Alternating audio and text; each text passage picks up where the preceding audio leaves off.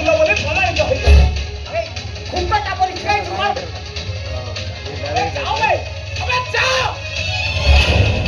Micellar করে যুগ চক্রে শান্ত হলে মহাসাগর, অশান্ত হলে করে শিব তাণ্ডব।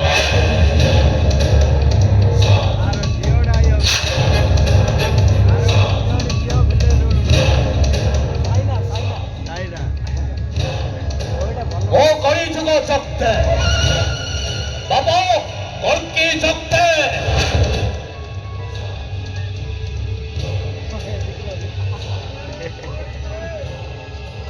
ମୋ ବାପା ସକାଳୁ ନିଦରୁ ଉଠିଲେ ବଜରଙ୍ଗୀପୁରରେ ସକାଳ ହୁଏ।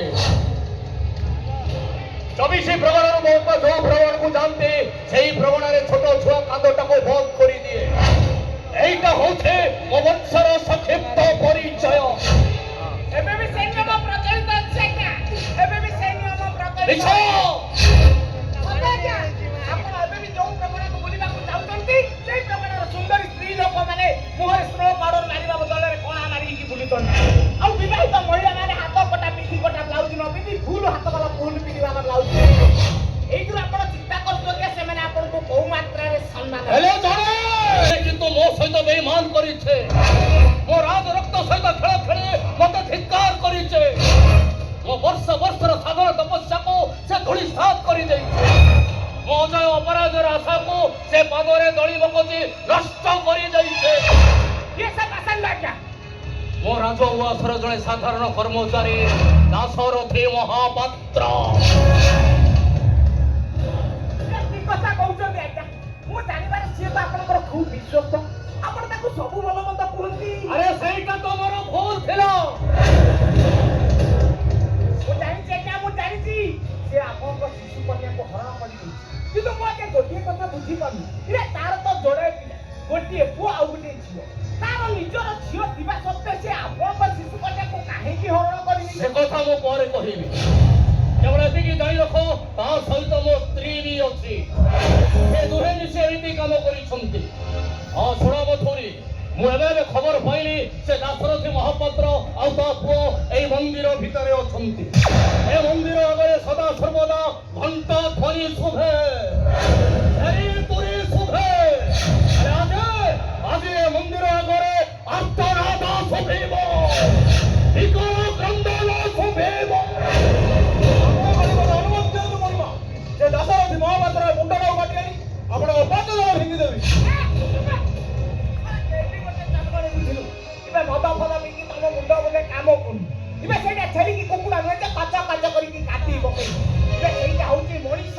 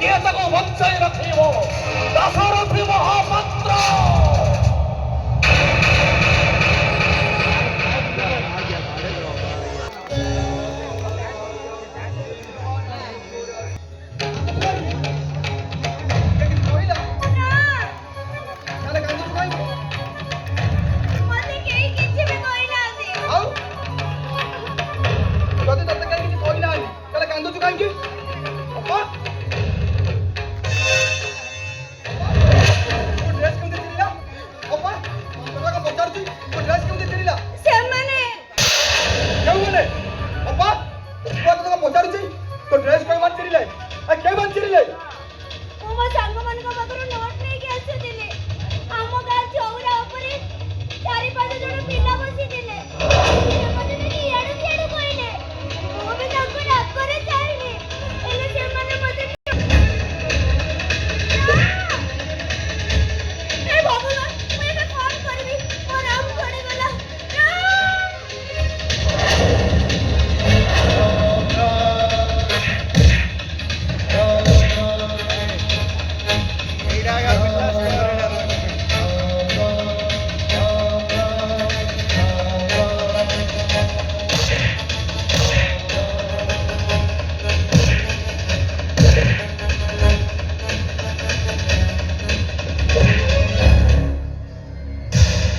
ଆରେ ତମମାନଙ୍କୁ ଏତେ ସାହସ?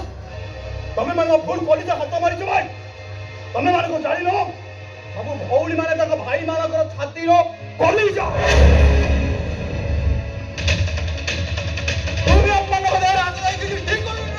ସଲମାନ ଖାଁ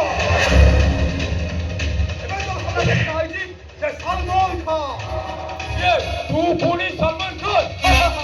ଆମେ ସଲମାନ ଖାଁ ସେ ଛୋଟା ଆଉ କେମ୍ପା ହଉ ଆଜି ଜବସି ହଉ କି ଅଣ୍ଟା କୋଡ଼ିଆ ହଉ ଯେତେବେଳେ ଭଉଣୀ ଏକର ଅସମ୍ମାନ ସେ ଓଡ଼ିଆ ଗଲା ହେଇଯାଏ ଭାଇଜାନ ସଲମାନ ଖାଁ।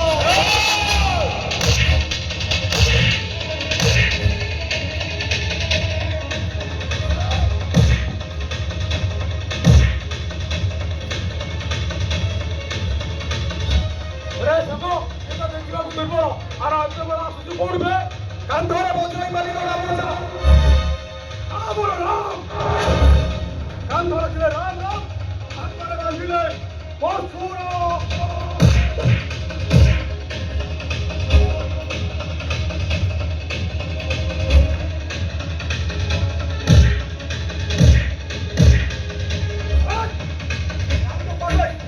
ବାପାଙ୍କୁ ଭୁଲ ମାଗ ଆରେ ରାମ, ସେମାନଙ୍କୁ ଯିବାକୁ ଦେ। ତା ଭୁଲ ମାଗିବା ରାଖିବ ଭାଇ। ଶୁଣ ଭାଇ ମୋ ଅପା ମୋ ଜୀବନ ମୋ ଛାତିର କଲିଜା ସିଏ। ପିଲାଟି ଦିନରୁ ମା କଣ ଦେଖିନି ମାର ସ୍ନେହ ଭଲ ପାଇବା ଏଇ ଅପା ମତେ କୋଉଥିରେ କମ କରିନି। ସେ ଖାଲି ମୋ ଅପା ନୁହେଁ, ସେ ହଉଛି ମୋ ମା। ଆରେ ମାର ମାରେ ରାମକୁ ମାରିଲେ ରାମ ତା ପିଠି ଦେଖେଇ ଦବ। ଅପାକୁ କିଏ କଣ କହିଲେ କାହାକୁ ଛାଡ଼ିବନି। ଜଣକୁ ଜିଅନ୍ତା ଫାରିବ।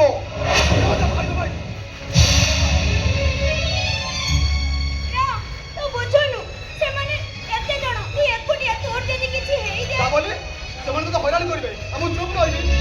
ମାନେ ତ ଭାଗ୍ୟ ଭଲ ପା ତୁ ଚାଲି ଆସିଲୁ ଆଉ ତା ନହେଲେ ଏସବୁ ଭଲ ନୁହେଁ ରେ ରାମ। ଏ ଅପା